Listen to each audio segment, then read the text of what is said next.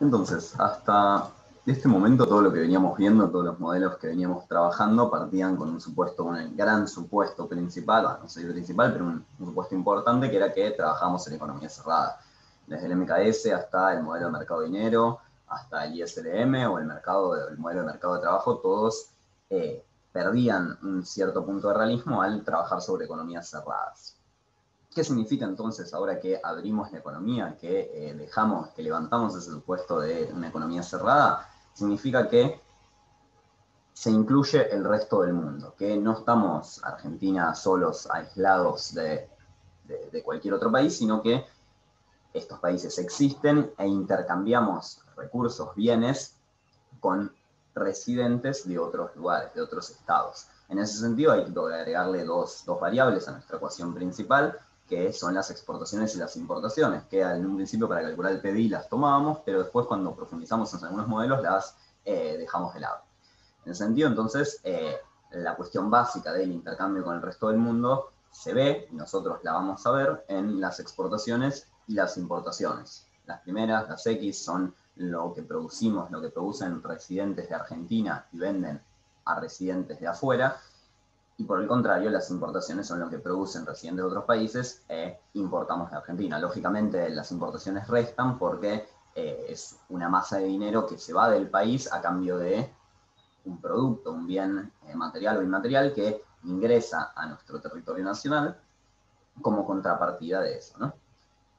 Eh, Bien, al principio vamos a hacer un supuesto incluso para no abrir de golpe la economía, que es que trabajamos con una economía abierta a los bienes, pero cerrada financieramente.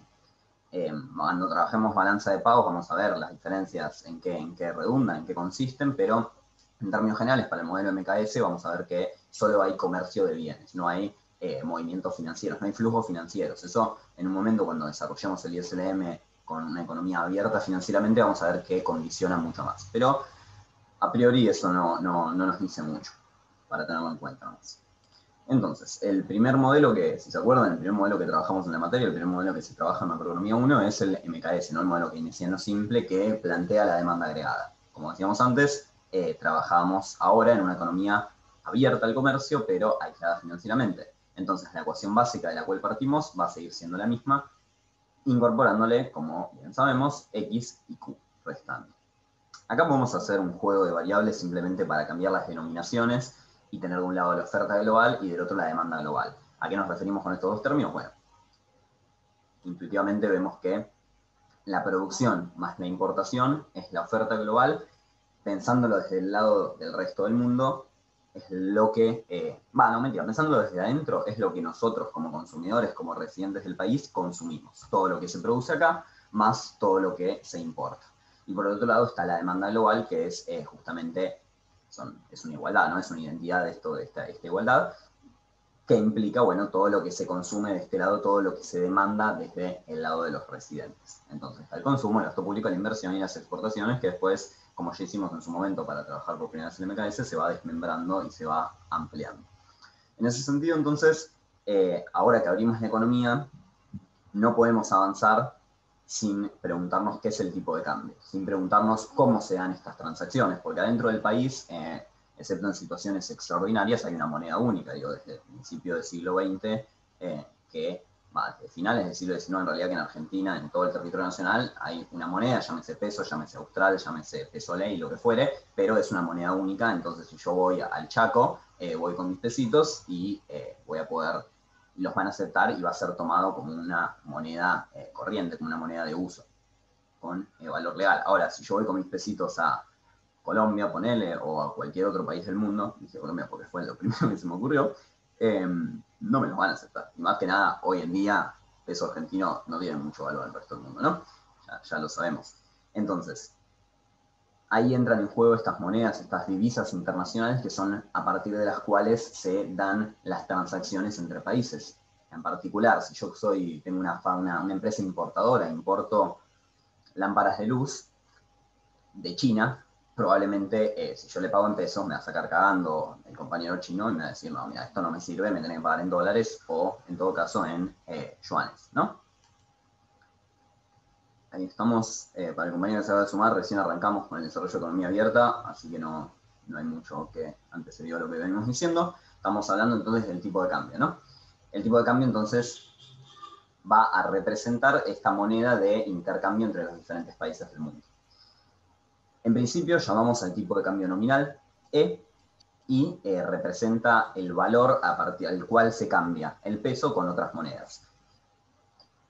Para el caso concreto, nosotros lo que más nos importa tal vez es trabajar con dólares porque son hace ya varias décadas que es la moneda, la divisa internacional más tomada y más utilizada para el flujo, para el comercio internacional.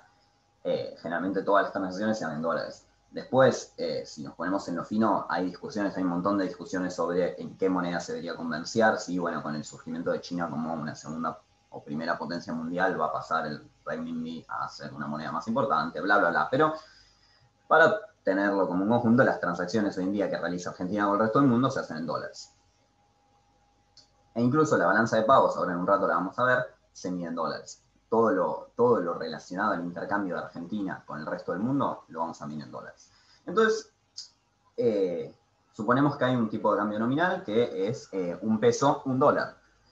Ahora, si hay inflación en Argentina en un periodo en el cual se mantuvo esta relación un peso, un dólar, un tipo de cambio fijo, se mantuvo eso en 1 a 1, pero hubo un 100% de inflación en Argentina, es decir, que hubo un aumento generalizado de precios del 100%, por lo que ese peso ya no puede consumir los mismos bienes que antes, que hace un año atrás. Ahora puede consumir la mitad de los bienes, porque hubo un aumento del doble de precios, los precios se duplicaron.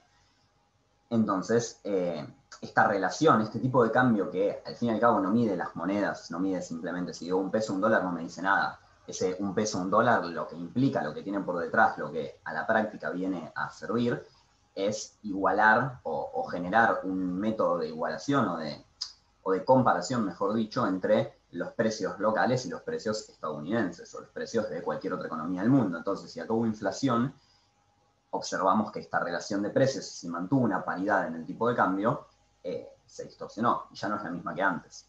Es así que incorporamos un nuevo concepto que es el tipo de cambio real, para representar verdaderamente, realmente, y poder comparar los precios locales con los precios de cualquier otro país. ¿Qué es el tipo de cambio real? Entonces, es el tipo de cambio nominal por los precios internacionales. PF es el nivel general de los precios del resto del mundo, es precios, la F viene de foreign, de afuera, dividido los precios. Entonces, ahí sí tenemos una medida que, a pesar de la inflación, nos permite relacionar los precios, el costo de los productos locales con el costo de los productos internacionales. Como siempre, si tienen alguna duda, me frenan. Entonces. Disculpa, Sí. dijiste cambio real es igual a, ¿Cómo, perdón? el tipo de cambio real es igual a, Es dijiste esta fórmula de esta EPF era, ¿qué era lo que habías mencionado que era? Disculpa, no te escuché bien.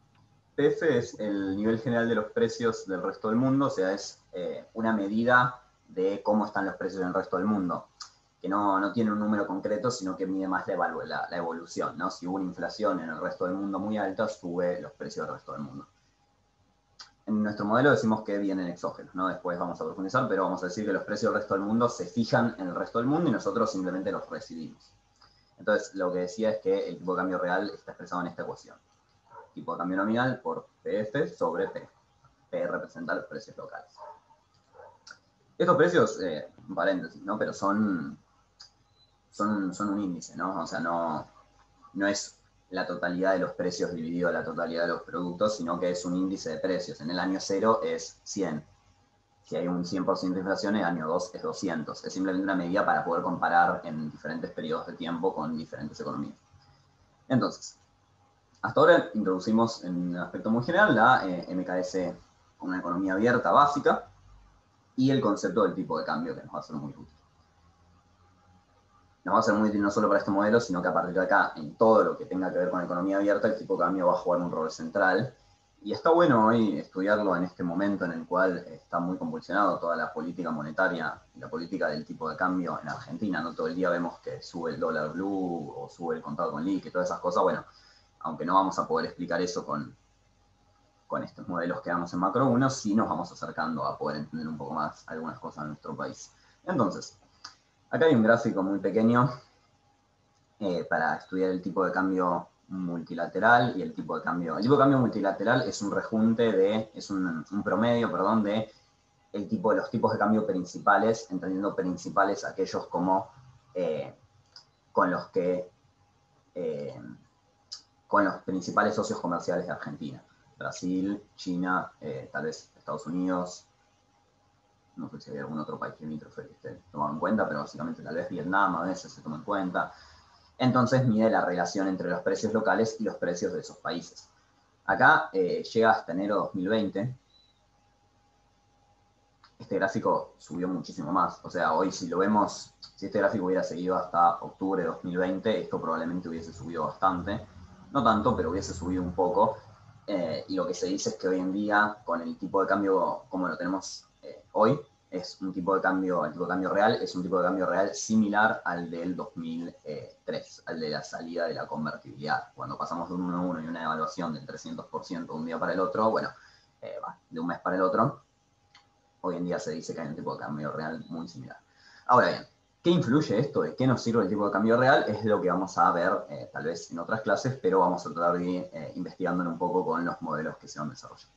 A priori planteamos estas preguntas para, nada, si las quieren ver ustedes cuando vean el PowerPoint, es a modo de repaso de lo que acabamos de decir, ¿no? Cómo se ponen en juego el tipo de cambio nominal contra el tipo de cambio real.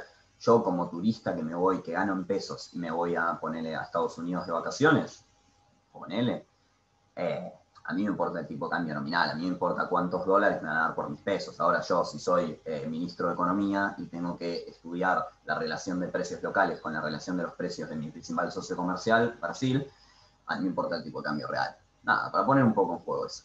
Y por último, esta definición de términos de intercambio, que es la relación de precios de los productos que exportamos en comparación con los productos que importamos. Y esto también es muy importante, después vamos a desarrollarlo también, pero es muy importante.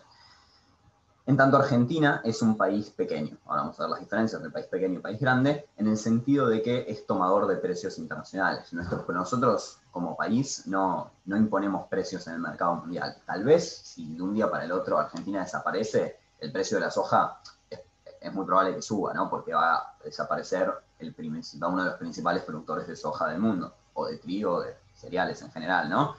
Pero en todo el resto de mercados, Argentina toma precios. ¿Qué sé yo? Si en el caso de China, si China deja de producir celulares, probablemente suba el precio de los celulares porque es uno de los principales productores de celulares, y así sucesivamente, o algún país del sudeste asiático. En cambio, Argentina decimos que toma. Entonces, para poder plantear la relación entre los precios de los productos que exportamos y los productos que importamos, decimos que incorporamos, este término de intercambio, este concepto de términos de intercambio que es precios internacionales sobre precios importados, los precios de los productos que exportamos sobre precios de los productos que importamos. Yo no tengo, la verdad, la data en fino de cómo se sacan los precios de los productos que exportamos, pero debe ser un promedio, intuyo, entre los principales productos de exportación. Por ejemplo, entre el periodo 2003-2011, que los precios de la soja y los precios de los commodities, de los productos primarios en general, se dispararon, pero se dispararon resarpado. Los términos de intercambio de Argentina eran muy positivos. Incluso eso posibilitó una gran parte, en 2005 sobraban los dólares, como que no paraban de entrar dólares al país justamente porque se estaba desarrollando una buena política económica, suponemos, pero a la par de eso estaban los precios internacionales de la soja altísimos. Incluso se decía que una tonelada de soja valía más que una tonelada de Audis en una época, ¿no? Como que está ese dicho. En ese sentido, entonces, si nos fijamos acá, yo no llego a leer qué año dice, pero acá tenemos 2010, e incluso hasta 2011, 2012, los términos de intercambio eran altísimos. Y si seguimos, probablemente hoy estén más bajos que esto. Pero bueno, no importa. Entonces, volvemos a esta definición, entre esta diferencia entre economía pequeña y economía grande, que es más que nada conceptual, pero está bueno tenerla. Y en este cuadro vemos las principales diferencias, ¿no? Entonces, la variación en las importaciones y exportaciones no produce un cambio en el precio internacional de la mercancía. Como decíamos, si Argentina deja de exportar autos, el precio de los autos va a seguir siendo el mismo, no va a cambiar. Si Argentina deja de exportar soja, es posible que sí, pero en general, de la mayoría de los productos que se comercian en el mercado mundial, Argentina influye en muy pocos, en casi ninguno. Entonces decimos que es una economía pequeña. Ese es el aspecto principal. Ahora, pensándolo desde el lado de adentro, desde lo que influye más a los empresarios argentinos, entonces, acá hay una diferencia, acá hay un aspecto que nos va a importar, que es cómo influye para la política monetaria el tipo de cambio. Un tipo de cambio alto en Argentina lo que hace es que el empresario que exporta gane más gane más pesos por sus dólares. Es decir, si el empresario vende 10 millones de dólares en soja, ese valor de la soja va a variar según el flujo del precio internacional de la soja. Ahora, si hay una evaluación, el precio internacional de la soja es probable que se mantenga constante. Tal vez varía muy poco por la diferencia entre los beneficios, pero el exportador argentino, el hombre que tiene 10.000 hectáreas en la pampa húmeda, esos 10 millones de dólares que en el 1 a 1 le valían 10 millones de pesos, si hay una evaluación del 300% y pasamos a 3 a 1, son 30 millones de pesos. Entonces el tipo que antes vendía y ganaba 10 millones de pesos, ahora gana 30 millones de pesos. Tiene muchos más beneficios, tiene muchos más incentivos a exportar, porque recibe muchos más pesos. Y suponemos que cuando hay una devaluación de 3 a 1 no significa que hubo una inflación del 300%. Para poner el caso histórico, Argentina post-convertibilidad, hubo una devaluación de casi el 300% y la inflación era muy baja. Entonces el dólar efectivamente, el tipo de cambio real subió muchísimo, entonces el hombre que exportaba o la mujer que exportaba va a recibir muchísimos más pesos a cambio de sus dólares. Para no ser más redundante, ese es el incentivo que recibe un productor, un exportador, a la hora de generar una devaluación. ¿Cuáles son las consecuencias negativas? Bueno, hay otro punto en una economía pequeña que no se toma ante una economía grande, que es que una devaluación, teóricamente, genera un reemplazo de productos que antes se importaban por productos locales. Es decir, si el dólar sube, también nos sale más caro importar. Productos que antes importábamos a $1, $1, ahora nos salen 3 pesos. Y como yo gano en pesos, como yo importador estoy ganando en pesos, me sale mucho más caro importar esos productos. Si yo tenía una fábrica de autos e importaba las llantas de Vietnam y hay una devaluación, voy a buscar un productor de llantas local. Ahora, en una economía pequeña no existe ese productor de llantas local. En una economía grande decimos que suelen existir esos productores de llantas locales. Tienen mucha más variabilidad. Hay una matriz, hay un nivel de producción, una variación, una diversidad en la producción local más alta que en una economía pequeña.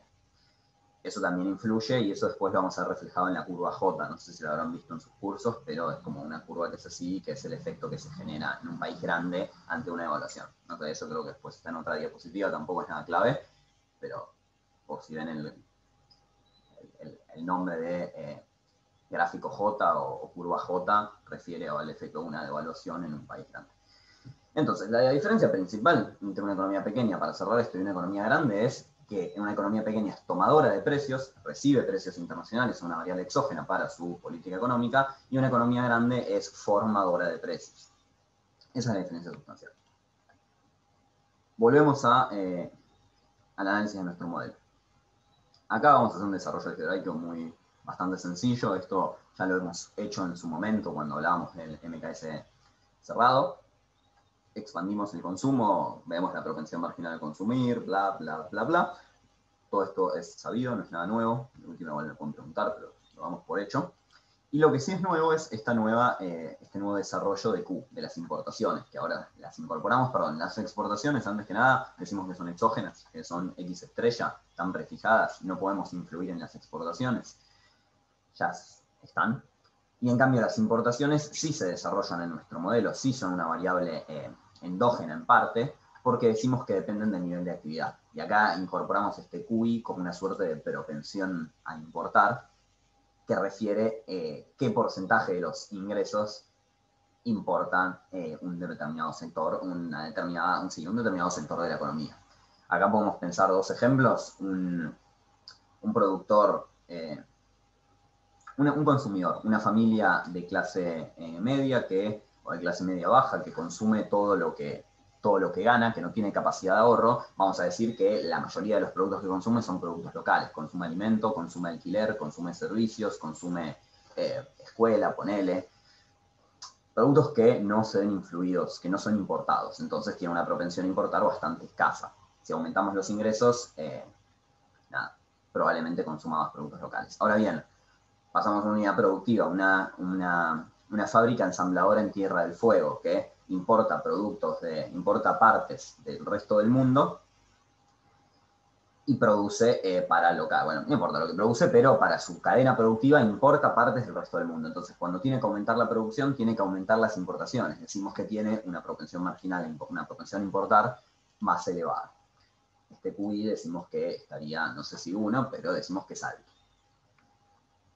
Nada, para ir incorporando e ir profundizando un poco. Entonces, reexpresamos nuestra identidad, nuestra ecuación de MKS en tanto economía abierta y le incorporamos la variable de tipo de cambio real, porque como ya hemos dicho, lo que influye en el valor en el valor real de las exportaciones y las importaciones es el tipo de cambio real, no el nominal.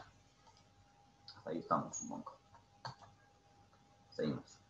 Otro desarrollo algebraico de expandir, o sea, reemplazamos todo esto y esto, y la función de consumo la reemplazamos acá, y bla bla, esto después lo pueden mirar ustedes, les paso el PowerPoint y lo ven mejor, pero no hay ninguna magia, simplemente reemplazar cosas para llegar a poder reemplazar todo lo exógeno, todo lo autónomo en esta A0, que como antes decíamos, es el gasto autónomo, el cual no se define a lo endógeno de nuestro modelo, sino que es exógeno.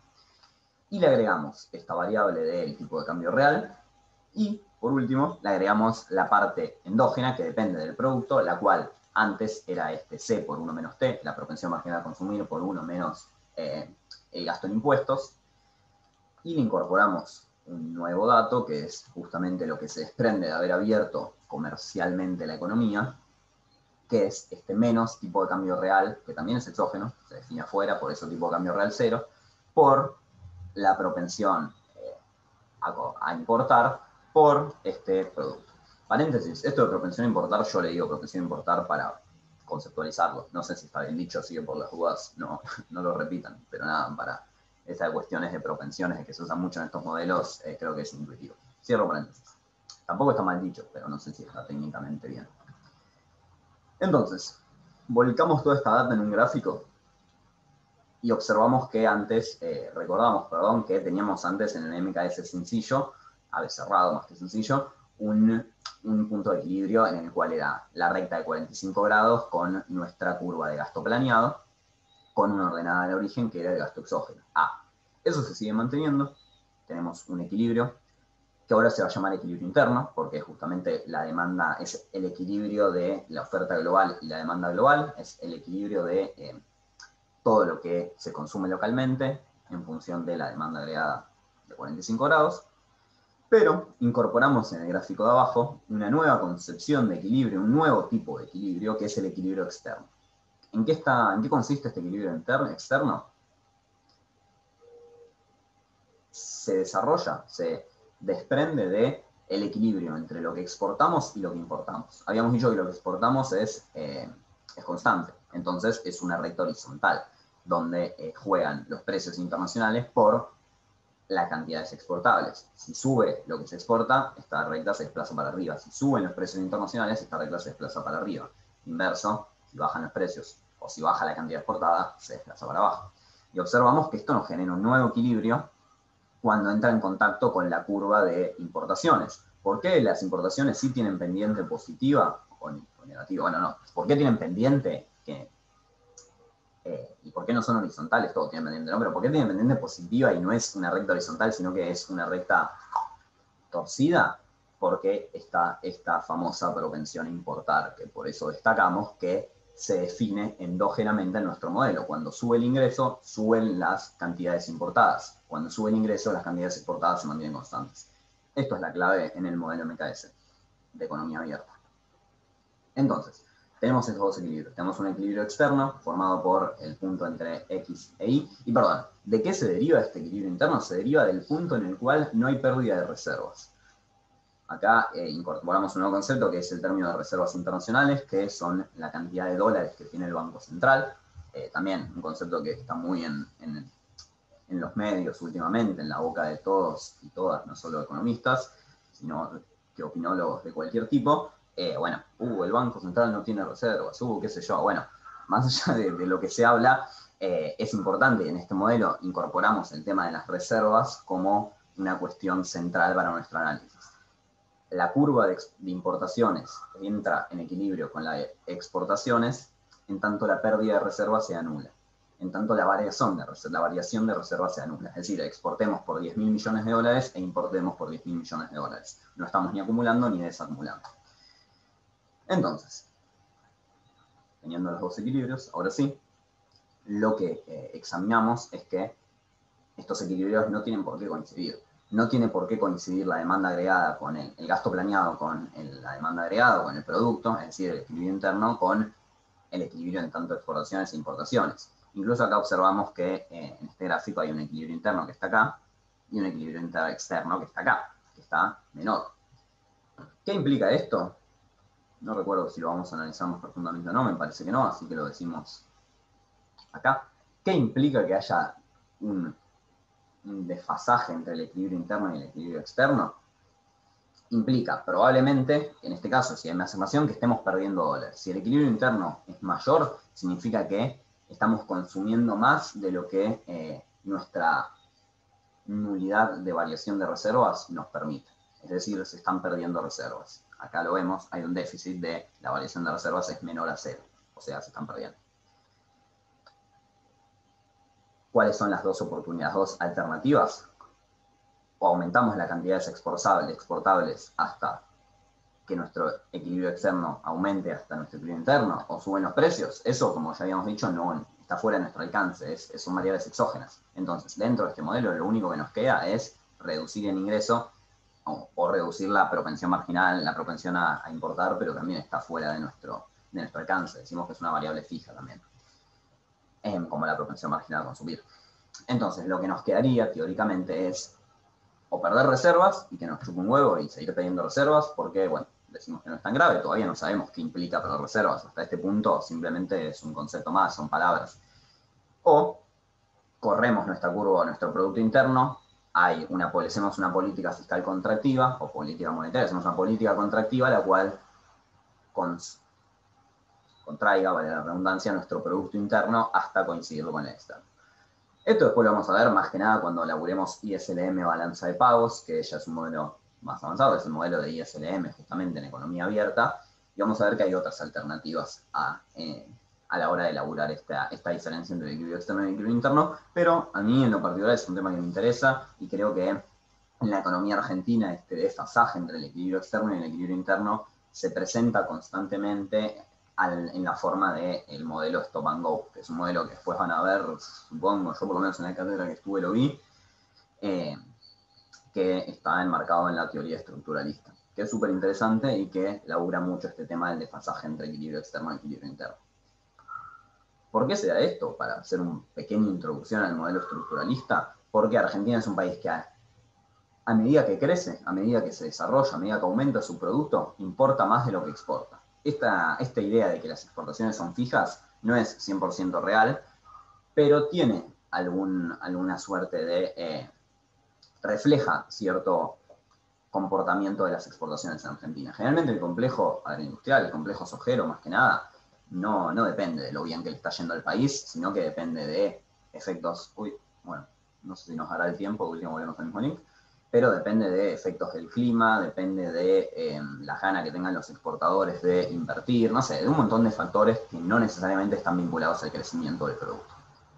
Cerramos. Entonces, lo último, ya para seguir desarrollando, hacemos otro poquito de álgebra y encontramos el famoso multiplicador keynesiano que ahora incorpora esta noción de tipo de cambio real. Creo, si no sé si me estará pasando algo de esto, pero no había mucha más magia, ¿no? Bueno, sí, otra forma de expresar la ecuación a partir de comparar estas dos ecuaciones son la ecuación de la curva de la recta de exportaciones y la curva de importaciones, ¿no? La observamos acá, esta como exógena y esta como endógena con la famosa propensión. Entonces, esto lo que genera es otra forma de expresar el equilibrio externo, que es esta ecuación, ¿no? Los precios internacionales por las exportaciones menos las importaciones exógenas menos las importaciones que dependen del producto son igual a la versión de reservas. De nuevo, observamos que cuando sube el producto, baja el término que está a la izquierda de la igualdad, ¿no? Y eso es, en términos generales, el MKS con economía abierta. Hasta acá la parte más densa, la parte más modelo de la materia, va de la clase, del tema, perdón, no me salía la palabra. Hay una parte más teórica que yo creo que depende de la cátedra, con qué tanta profundidad se la ve. En particular, yo cursé con la cátedra de Rossignolo, con la cátedra CASEF en el curso de Rossignolo, y se le da bastante importancia a la balanza de pagos. Supongo que hay otros cursos en los que no tanto, pero aún así vamos a verlo porque, más allá de que es un tema que me parece interesante y que después se ve con mucha profundidad en la materia de cuentas nacionales, probablemente les aparezca alguna que otra pregunta, y cuando veamos el modelo ISLM, entra la balanza de pagos a jugar un rol sustancial en ese modelo. Entonces, ¿qué es la balanza de pagos? Si tienen alguna duda, de nuevo, activan el micrófono. A priori, entonces, ¿qué es la balanza de pagos? Bueno, es la contabilidad de los intercambios de Argentina con el resto del mundo. Estudian la contabilidad de cuánta plata se va, cuánta plata entra, cuántos son los costes de importar, los costes para exportación, bla, bla, bla, bla. Y la diferencia es que en las cuentas nacionales, hasta acá usábamos los pesos nacionales. Para la balanza de pagos se utilizan, como habíamos dicho al principio de la clase, los dólares. Nada, si tenemos la variación de reservas negativa, decimos que hay déficit. Si la variación de reservas es positiva, decimos que hay superávit. Esto igual, la forma de contabilidad la van a ver mejor, como decía, en la materia de cuentas nacionales, pero porque en el 2008, si no recuerdo, se cambió la metodología de contabilidad de la balanza de pagos y de las cuentas nacionales, entonces ahí hago medio un quilombo, pero no viene el caso, en absoluto. La balanza de pagos entonces está conformada por 3 cuentas, por la cuenta corriente, la cuenta capital y la cuenta financiera. La cuenta capital, vamos a decir, para los márgenes de esta materia, que incluye la cuenta financiera. Para no depender en dos, entonces decimos que la balanza de pagos es igual a la cuenta corriente más la cuenta capital, y que a su vez esto es igual a la variación de reservas. Acá esto es la diferencia de contabilidad que les decía. Uno puede mirarlo como que el resultado de la cuenta capital más la cuenta corriente es igual a la variación de reservas, o como que la cuenta capital más la cuenta corriente menos la variación de reservas es igual a 0. Entonces todo esto tiene que dar 0. Ahora vamos a verlo en la práctica acá, que se va a ver mejor. Pero hoy en día se utiliza esta modalidad. Se dice que la cuenta capital y la cuenta corriente se toman la variación de reservas dentro de la cuenta financiera, y se dice que la cuenta corriente más la cuenta capital más la cuenta financiera tienen que dar 0. Para que quede ahí en un lugar del 8. ¿Cuál es la diferencia entre cuenta corriente y cuenta capital? Cuenta corriente mide las transacciones de bienes, de mercancías y servicios, es decir, de bienes con el resto del mundo. Generalmente es deficitaria, pero va variando. Hoy en día es superavitaria, enormemente superavitaria. Los últimos 7 años fue deficitaria. Creo que hubo un año en el que no. Y desde 2003 hasta 2009, más o menos, 2010, fue superavitaria, también superavitaria. Va variando. Maneja una relación inversa con el crecimiento de Argentina. Cuando Argentina crece el producto, como decíamos, empieza a importar mucho más bienes industriales, mucho más componentes industriales. Como Argentina es un país que la industria argentina generalmente importa partes y las desarrolla, cuando más crece esa industria, más partes tiene que importar. Y generalmente es una industria que no exporta, entonces te altera la balanza de pagos. Esto es, de nuevo, la lógica que desarrolla la teoría estructuralista. Y por otro lado, entonces, cierro paréntesis, en la cuenta capital se involucra la variación de los activos externos. Y vamos a decir que la cuenta capital, conteniendo a la cuenta financiera, va a jugar el rol de equilibrar la cuenta corriente, equilibrar la balanza de pagos, que está determinada principalmente por la cuenta corriente. Cuando hay déficit, ahora vamos a verlo, en 2018 hubo un déficit resarpado en la cuenta corriente, entonces la cuenta capital tuvo que arreglar ese déficit siendo positiva. ¿Y qué significa que sea positiva? Significa que tomamos mucha deuda, que entraron capitales en forma de préstamos a Argentina. Bueno, acá esto es lo que decíamos, no hay mucho más. ¿Qué incluye más dividido y más categorizado? Bueno, fletes, mercancías y fletes no mercancías y servicios. fletes y turismo, y transferencias corrientes. Transferencias corrientes son donaciones no me sale la palabra, pero por ejemplo, la otra vez en cuentas nacionales veíamos que en el balance de pagos de México, las transferencias corrientes son muy importantes porque son todas las familias que emigran de México a Estados Unidos, Remesas, creo. ¿Cómo? Remesas. Remesas, ahí va, gracias, no me salía la palabra. Nada, las remesas están incorporadas dentro de las transferencias corrientes y en Argentina son bastante marginales, pero hay países en los que es mucho más importante. Fletes y turismo también suele ser deficitaria, perdón, que lo ignoré completamente, también suele ser deficitaria en Argentina. Es un país que cuando le va bien la gente suele viajar afuera, o le suele gustar viajar afuera, y se van un montón de dólares en concepto de turismo. Es una guasada la cantidad de dólares que se van en épocas de crecimiento, o por lo menos en épocas en las que la clase media tiene guita. Es terrible la cantidad de dólares que se van por turismo. No digo que estén ni van ni vienen, pero es un número considerable que en otros países no suele serlo.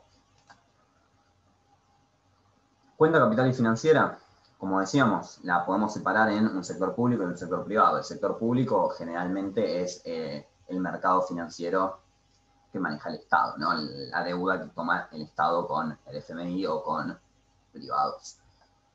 Y el sector privado también se endeuda y también invierte. Digo, cuando una empresa extranjera viene y pone una planta, acá dice el ejemplo McDonald's, pero podemos pensar una empresa de autos, ¿no?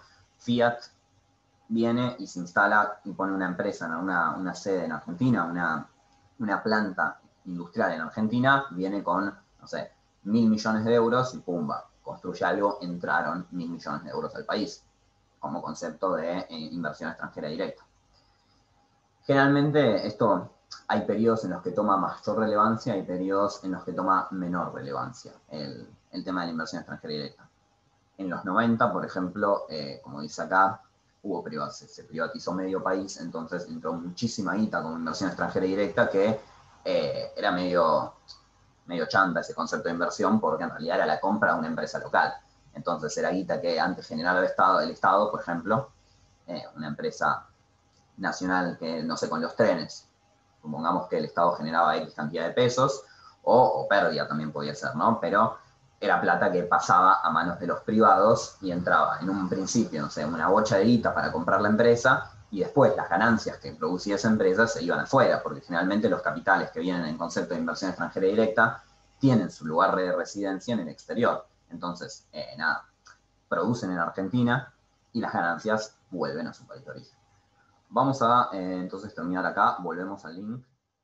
Bien, ¿qué nos habíamos quedado entonces en la separación entre el sector público y el sector privado en la cuenta capital y financiera? Para traer a lo concreto de Argentina esta separación, acá copié un par de gráficos que están en el INDEC de la balanza de pagos en diferentes periodos. Entonces, esto que les decía antes de comparación 2018-2019 y los primeros 2 trimestres de 2020, observamos que la cuenta corriente el año 2018 está bueno porque era un año en que la economía no es que estaba en su época de oro, pero dentro de todo no fue lo mismo que 2019, que fue un año caótico y también fue completamente diferente que lo que está haciendo 2020, que está siendo un año completamente caótico. Entonces en 2018, dentro de todo, había plata en la clase media, por ejemplo, que viajaba al exterior con un dólar que no estaba imposible, estaba alto pero no imposible. Entonces la cuenta corriente observamos que está zarpadamente deficitaria. Incluso en el tercer trimestre de 2018, si no recuerdo mal, hay una evaluación bastante fuerte y observamos cómo eso influye directamente en la cuenta corriente del cuarto trimestre. Entonces, no sé si llegan ustedes a ver los números, la verdad. Por ahí no. Pero bueno, esperemos que sí. Entonces, esta cuenta corriente deficitaria se refleja en la cuenta capital, que es nuestra cuenta financiera, nosotros la ponemos junta, como una necesidad de financiamiento. Tenemos un déficit de 27.000 millones de dólares anuales que tienen que salir de un lado, digo, no es plata, no le decimos bueno, en realidad sí le decimos a alguien, te lo pago mañana, o te lo pago en 100 años, y eso entra al Estado, entra al país en concepto de deuda en su misma magnitud, en 27.000 millones de dólares, más los errores y omisiones, que no vienen al caso. Entonces, todo esto que se fue como cuenta corriente ingresa como cuenta capital a modo de deuda, a modo de pasivo. Por eso acá vemos que ahí, nada, se tomó deuda por al menos 28.000 millones de dólares en el año 2018, ¿no? Bastante guita. En el año 2019 observamos que la cuenta corriente fue negativa, pero no tanto, es lo mismo, digo, este saldo negativo se palia con deuda también, y en el año 2020, por el contrario, observamos que es positivo. ¿Por qué? Acá podríamos hacernos la pregunta de ¿por qué está positivo en el año 2020 si es un año en el que está todo mal? Bueno, como veníamos desarrollando antes, primero que vemos que en el primer trimestre, hubo un volumen muy pequeño. Si lo comparamos con el primer trimestre de otros años, en los cuales se manejaban volúmenes de 10.000 millones de dólares, 4.000 millones de dólares, qué sé yo, no 200 millones de dólares. Digo, era muy poca guita la que circuló en el mundo en el primer trimestre del 2020, pero Argentina, como maneja esta relación inversa entre crecimiento del producto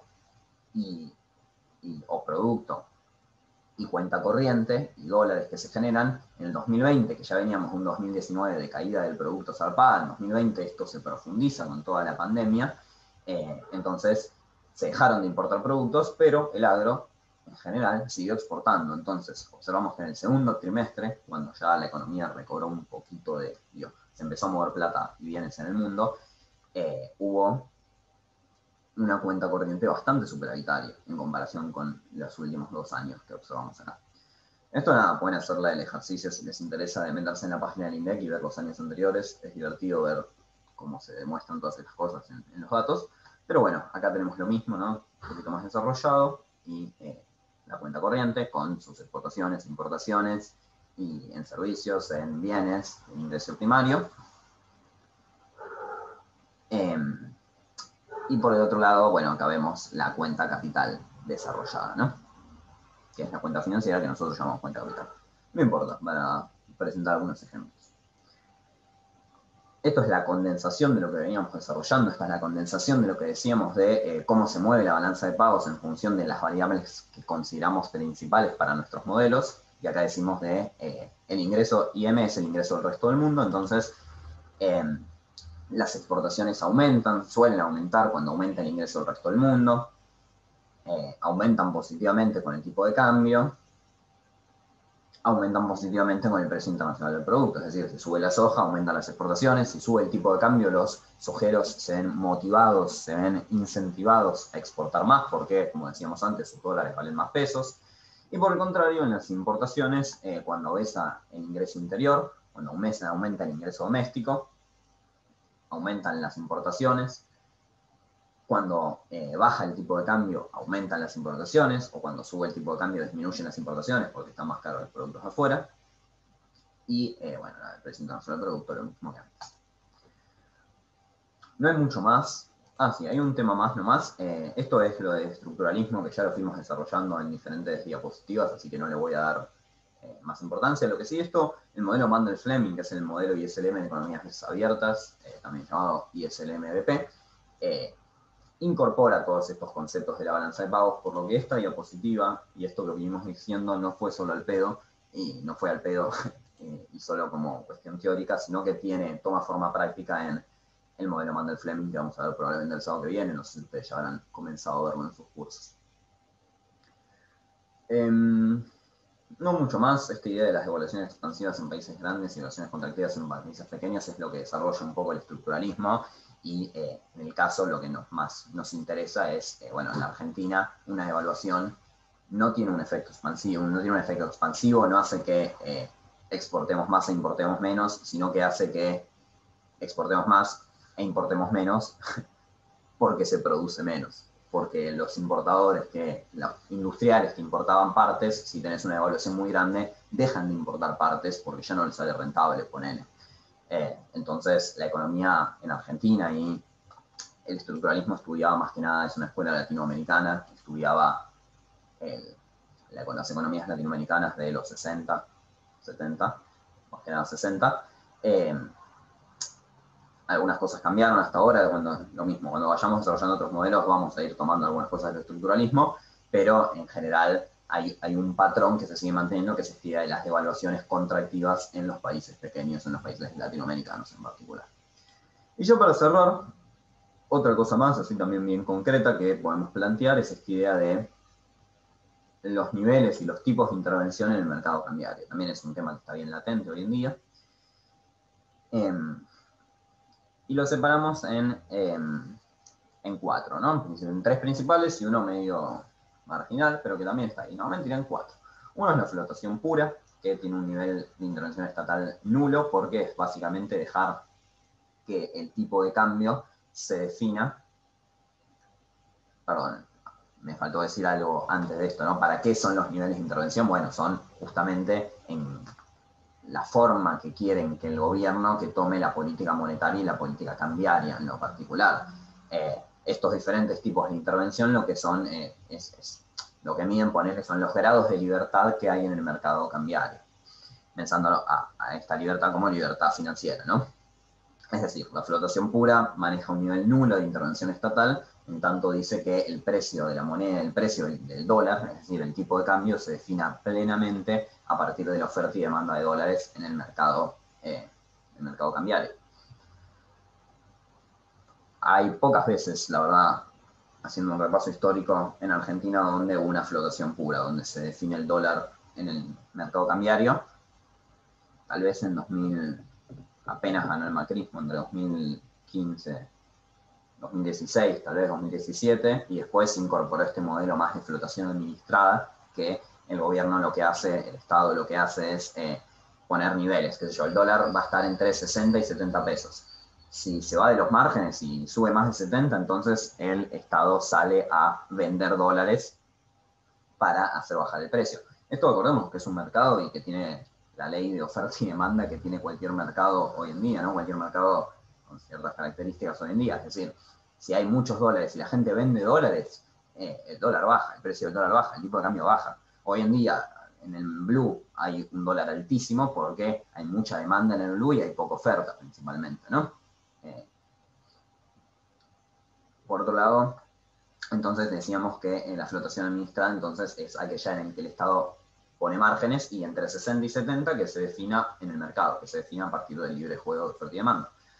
Y por el otro lado, la flotación fija mantiene un nivel de intervención estatal en el mercado cambiario alto, elevado, por lo que el Estado fija el tipo de cambio que quiere. Dice, el dólar va a estar a 70 y vende o compra los suficientes dólares para que se mantenga en el precio que este equipo económico quiere. Hoy en día hay una flotación fija, que flotación fija no implica que se quede en un número fijo, sino que implica que se quede en el número que el hacedor de política económica quiere.